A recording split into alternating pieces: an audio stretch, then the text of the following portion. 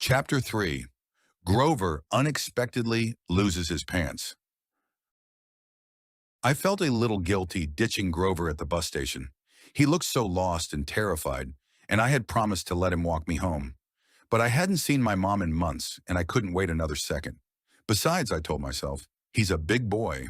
Or a big whatever he was. I was still trying to scrub the image of the old ladies and their giant scissors from my brain. I took a cab to our apartment on the Upper East Side. And by our, I mean my mom's and mine. My stepfather was just there, a permanent, smelly fixture. His name is Gabe Ugliano. I called him Smelly Gabe.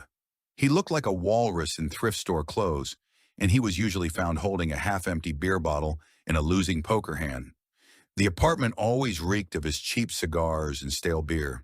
He and his buddies were right there at the poker table when I walked in. He didn't even look up, just grunted and asked if I had any cash. He called me a drain on his resources. Me. The guy was a professional leech. I didn't have any cash, and I told him so.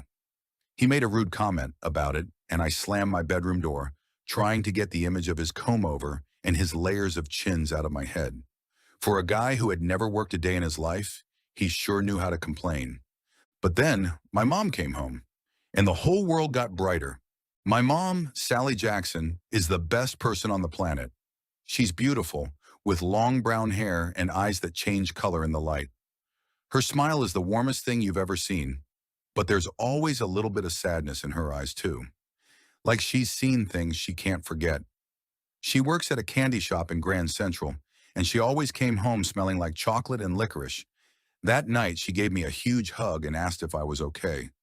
She looked right at me, and I knew she could tell something was wrong. But then she gave me that rebellious smile of hers and said she had a surprise. We were going to the beach, to Montauk. I couldn't believe it. Smelly Gabe never let us go. The beach cabin was our place. My mom and I had been going there since I was a baby. It was where she met my dad. Gabe protested, of course. He whined about who was going to make him his 7-layer bean dip. My mom just looked at him, her expression calm and steady, and said she'd stock the fridge. He could make it himself. He grumbled, but he let us go. For my mom, that was as good as a blessing. She packed our bags, and we were out of there in under an hour. The whole drive out to the tip of Long Island, I felt this weight lifting off my shoulders. We played car games, and my mom let me eat all the blue candy I wanted. She has this thing for blue food. It started as a joke with Gabe. He once told her there was no such thing as blue food. So ever since, she's gone out of her way to prove him wrong. Blue birthday cakes, blue corn chips, blue everything. It was her own little way of saying that the world could be whatever color she wanted it to be. As we got closer to Montauk, she got serious. She asked me about Yancey, about what had happened. I wanted to tell her everything. About Mrs. Dodds turning into a demon, about the old ladies cutting the yarn. But I couldn't. She already had so much to deal with because of me. I couldn't ruin this trip.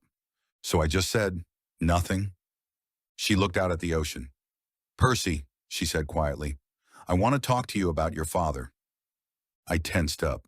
We never talked about him. All I knew was that he was lost at sea.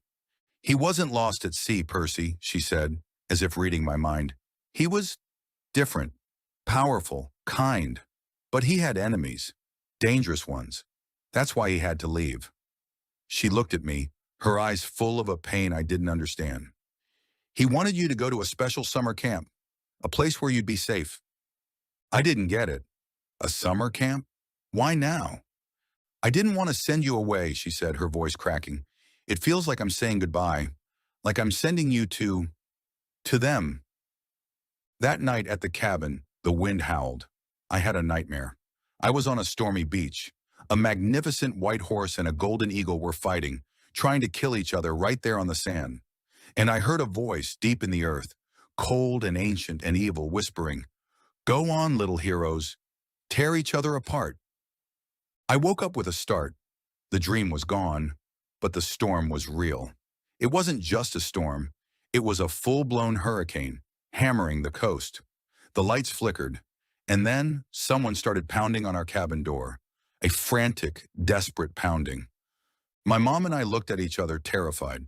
She crept to the door and looked through the peephole. She gasped. She threw the door open, and there he was.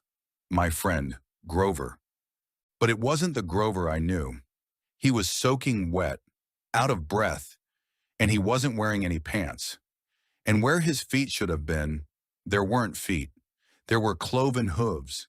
His legs were furry and goat-like. The muscle disease, the weird walk, the way he could run so fast. It all clicked into place in the most insane way possible. Grover wasn't a boy with a disability. He was a satyr, like the ones in my Latin textbook. He locked eyes with my mom, his face full of panic. He didn't even seem to notice my shock. "It's right behind me," he bleated. "I didn't have enough time." My mom grabbed her keys. She looked at me, her face pale but determined. "Percy," she said, her voice deadly serious, "get in the car, both of you, now." That is the end of chapter 3.